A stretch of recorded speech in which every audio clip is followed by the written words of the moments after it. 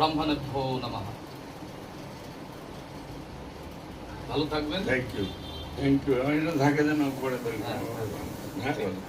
সামনে আমার দীক্ষা গুরু অনেকদিন পর আমাদের বাড়িতে পদধূলি দিয়েছেন। আমার পৈতের সময় উনি আমাকে দীক্ষা মন্ত্রে ওটা উনি প্রদান করেন। ঠিক আছে, উনি আমার কাছে ভীষণ একটি প্রিয় মানুষ, আমার পিতৃসম। হ্যাঁ, বয়স হয়েছে ওনার, অনেক বয়স হয়েছে, আমাকে ভীষণ ভালোবাসে। ভগবান তোমার ভালো করুক। হ্যাঁ, এই আশীর্বাদটাই করুন। ভগবান তোমার ভালো করুক। ঠিক আছে, খুব সুন্দর হয়েছে। তুমি বাড়ি আছো দেখে আজকে আমার ভালো থাকবে, সাবধানে যান। যাবো।